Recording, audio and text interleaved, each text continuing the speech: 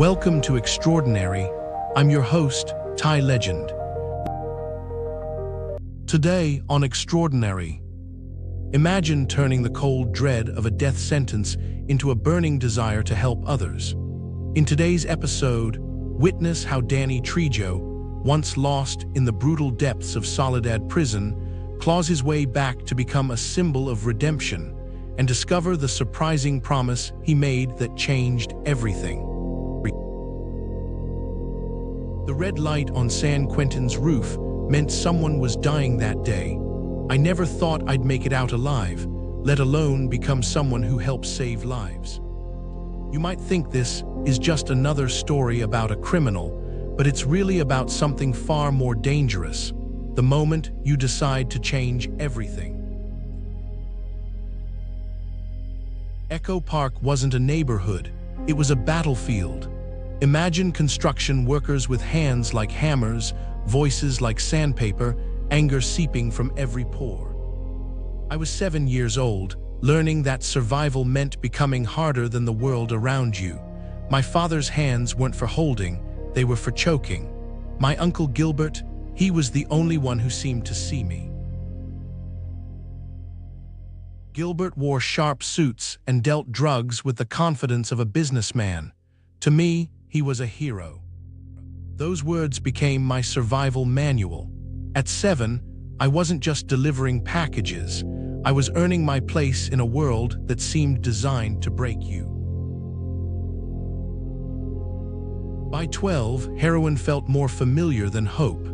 Marijuana at 8, introduced by the same uncle who taught me that respect was something you took, not something given. My first arrest came at 10, assault and battery, not a mistake, a statement. In a world that choked you awake, you learned to strike first. San Quentin wasn't a prison, it was a proving ground. I became a boxing champion, winning lightweight and welterweight titles. But championships inside those walls weren't about sport, they were about survival. Predator or prey, the unwritten rule went. I chose predator every single day. 1968, Soledad Prison. The riot wasn't just chaos, it was a hurricane of decades of suppressed rage. When I struck that guard, I wasn't just throwing a punch. I was fighting every system that had ever tried to break me. The death penalty loomed like a shadow, massive and inevitable. Solitary confinement strips you bare. No masks, no pretense, just you and the cold concrete. That's when I made a promise that would reshape everything. God, if you're there, let me die with dignity. And if you survive this, I'll say your name every day and help anyone I can. Something miraculous happened. All 3,000 inmates refused to testify against me, not out of loyalty, not out of friendship, but out of a deeper, unspoken code that existed in a world most people never see. Respect isn't given, it's earned in the darkest places. My release in 1969 wasn't a celebration. It was a second chance wrapped in uncertainty. I knew one thing: if I didn't take this seriously, the world would swallow me whole again. Becoming a drug counselor wasn't a choice, it was a calling. Recovery isn't a straight line, it's a war fought inch by painful inch.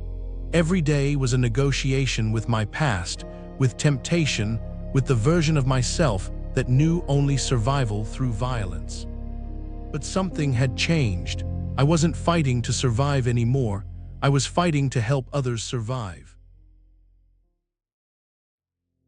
Hollywood wasn't a dream, it was another unexpected path. My first role came while helping someone struggling with addiction on a movie set. $50 a day to start, training Eric Roberts for boxing scenes. But this wasn't about fame. This was about another way to reach people, to show them transformation is possible. If you're enjoying Extraordinary, please like, subscribe, and scan the QR code for our free 7-day email course, The Breakthrough Blueprint. turned setbacks into comebacks using tactics of great underdogs like Stephen Hawking and Lincoln. Now, back to the episode. My acting career wasn't about becoming a star. It was about becoming a bridge. Each role, whether I was the villain or the unexpected hero, was another opportunity to show that your past doesn't define your future. I connected with Eddie Bunker, another former San Quentin inmate turned screenwriter, and suddenly my life became about more than survival. It became about transformation. Hundreds of films later, people see the tough guy. What they don't see is the counselor, the mentor, the man who still shows up in prisons and rehabilitation centers. My fame wasn't a destination, it was a platform.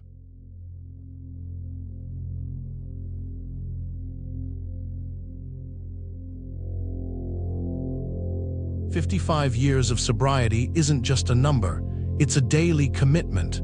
Every morning, I wake up and choose hope. Not just for myself, but for every person who thinks they're trapped by their history. You might be sitting there, thinking your past is a prison.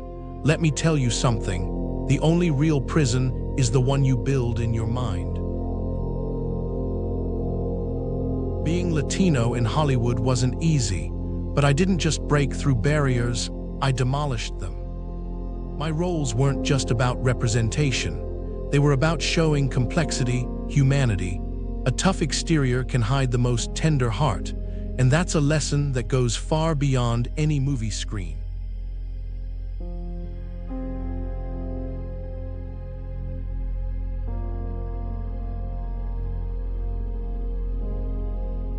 Not a motivational poster line, a lived reality.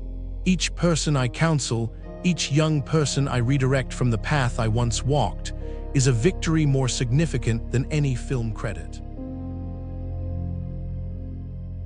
When Los Angeles proclaimed Danny Trejo Day, it wasn't about celebrating an actor. It was acknowledging a journey of redemption. From the coldest cell in San Quentin to a day of citywide recognition, that's not just my story. That's a testament to human potential. Remember that prayer in solitary confinement. I'll say your name every day and help anybody I could any way I can. Decades later, I'm still keeping that promise, not out of obligation, out of understanding that our deepest purpose emerges when we lift others.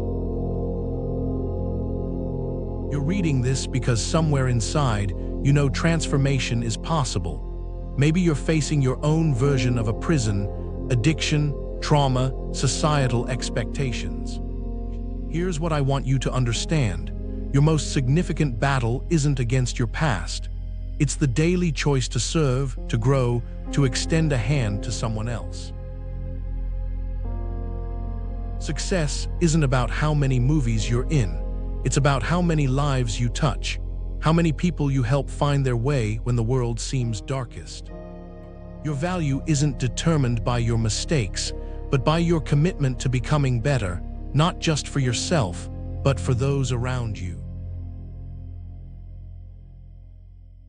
So here's my challenge to you. Find one person this week who needs help, not because it'll make you look good, not because someone's watching, but because in that moment of genuine service, you'll discover something profound about yourself. Your past is a story, but it's not your final chapter.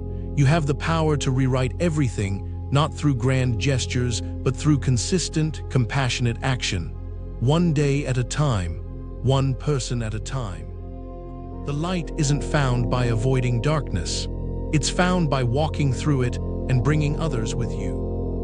On the next episode of Extraordinary. From one hero's journey to another, we've witnessed Danny Trejo's transformation from darkness to light. But what happens when redemption isn't earned through years of struggle, but in a single, split-second choice? Next week, as our theme shifts to the power of choice, meet an ordinary man who became extraordinary in the blink of an eye. You won't believe how one decision changed everything on that subway platform. Please like, subscribe, and scan the QR code or follow the pinned link to get our free 7-day email course, The Breakthrough Blueprint. 7 days, 7 ordinary to extraordinary transformations. Rewrite your story using the exact frameworks that built empires from nothing. Click the video that just popped up to watch the next one in this series. Or for episode summaries, behind-the-scenes info, and more, go to daily8.com/EO. Thanks for watching.